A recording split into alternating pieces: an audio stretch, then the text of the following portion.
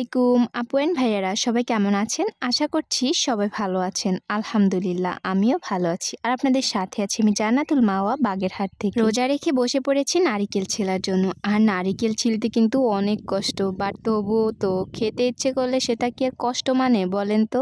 আমার তো নারিকেল ভীষণ পছন্দ। আপনাদের কার কার পছন্দ কমেন্ট করে কিন্তু জানাতে পারেন। নারিকেল ছিলতে অনেক কষ্ট হলেও নিজের হাতে নারিকেলটা ছিলতে আমার কাছে অনেক ভালো লাগে। যখন নারিকেলটা ছিলে ভিতরের অংশটা পাই তখন মনের ভিতরে একটা অন্য ধরনের শান্তি লাগে। যারা গ্রামে থাকে তারা কিন্তু অনেকেই নারিকেল ছিলতে পারে, বাট আবার অনেকে পারে না। আমি কিন্তু ছোটবেলা থেকেই নারিকেল ছিলতে পারি, কারণ আমার নানু বাড়িতে অনেক নারিকেল হতো। সেখান থেকেই আমার অভ্যাস, সেই ছোটবেলা থেকেই আমার এই অভ্যাসটা গড়ে উঠেছে। মায়ের কাছ থেকে শিখেছিলাম নারিকেল কিভাবে ছিলতে হয়, বাট আজকে আমার মা সেই পাশে নেই। অনেক মিস করছি আমার মাকে। নারিকেলটা ছিলার সময় মায়ের কথা অনেক মনে পড়তেছিল। যাই হোক, সময়ের সাথে সাথে সবকিছুকে মানিয়ে নেওয়াই মানুষের জীবন, এটাই বাস্তবতা। আর এই তো এখানে আমি নারিকেলটা ছুলে ভাইকে দিয়ে গিয়েছিলাম, ও বাকিটা পরিষ্কার করে দিবে। আর জানেন তো এই নারিকেলগুলা খুব ছোট দেখতে হলেও বাট অনেক মিষ্টি। আর এদিকে আমার ভাই দেখেন নারিকেলটাকে ফাটিয়ে সুন্দর করে উপরের অংশটাকে কেটে গোল করে নিয়ে এসেছে আমার মেয়ের কাছে, কারণ আমার মেয়েটাকে পছন্দ করে। আমি যখন ছোট ছিলাম তখন আমি এই অংশটা খেতে অনেক ভালোবাসতাম। জানেন তো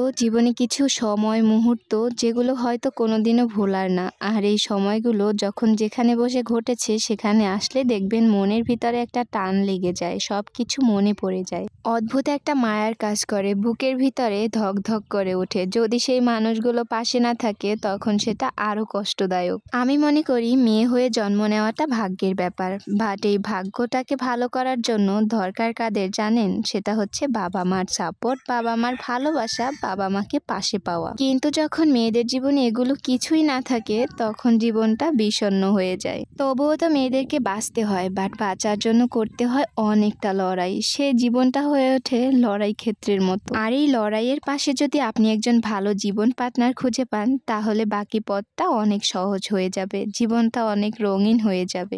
যাই হোক, অনেক ইমোশনাল কথা বলে ফেললাম।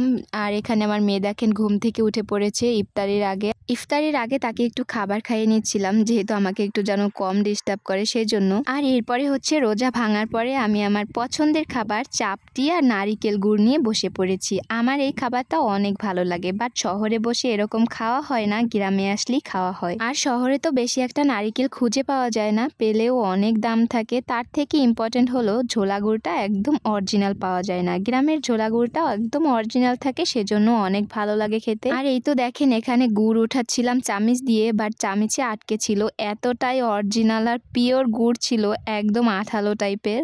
আন্টি নিজের হাতে এই গুড়টা বানিয়েছে তার গাছের খেজুরের রস দিয়ে। আর এই তো এখানে আমি চাপটি দিয়ে গুড় নারিকেল খাচ্ছিলাম, অনেক মজার ছিল। যাই হোক, আজকের ভিডিও এই পর্যন্তই। সবাই ভালো থাকবেন, সুস্থ থাকবেন এবং আমাদের জন্য দোয়া করবেন। অ্যান্ড আশা রইল সবার রমজান ভালো কাটুক। Tata, take care, bye by.